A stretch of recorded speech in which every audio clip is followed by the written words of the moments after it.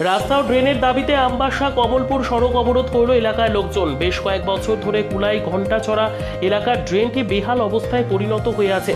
ড্রেনের জল গিয়ে পড়ছে ওয়াটার সাপ্লাইয়ের পয়েন্টে, যার ফলে পানীয় জল আসছে নোংরা। বহুবার এলাকার লোকজন পঞ্চায়েত প্রধান সহ বিভিন্ন আধিকারিকদের জানিয়েও কাজের কাজ কিছুই হয়নি, যার ফলে শুক্রবার বাধ্য হয়ে এলাকার লোকজন আমবাসা কমলপুর সড়ক অবরোধে বসে।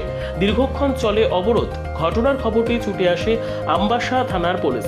অবরোধের ফলে রাস্তার দুপাশে বহু যানবাহন আটকে পড়ে। এমনকি অবরোধকারীরা স্থিত ধলাই জেলা হাসপাতালেও রোগীদের যেতে দিচ্ছে না, যার ফলে ক্ষোভের সৃষ্টি হয়েছে রোগীর আত্মীয় পরিজনদের মধ্যে। অবশেষে ঘটনার খবর পেয়ে ছুটে আসে আমবাসা ব্লকের অতিরিক্ত বিডিও, কথা বলেন অবরোধকারীদের সাথে। তারপর মুক্ত হয় আমবাসা কমলপুর সড়ক। রাস্তার অবরোধ করছি। আপনারা কোনো প্রশাসনিক জানাইছিলেন? পঞ্চায়েত লোক দেখা গেছে ওইসে রাস্তাটা হয়ে যাবে ঠিক হয়ে গেছে আজকে 6-7 বছর রাস্তা। তো তারপরে তারা কোনো কিছু এখন কি চাইতেছেন আপনারা? আমরা চাইতেছি তখন ড্রেনটা যাতে নতুন করে হয়, রাস্তা যাতে নতুন করে ঠিক হয়। এই গ্রামের নাম কি? এটা শুনলাম কপড়াপাড়া। কত পরিবার আছে এখানে? 100 পরিবার আছে, 200 পরিবার আছে। নিজস্ব প্রতিনিধির রিপোর্ট, দুরন্ত টিভি।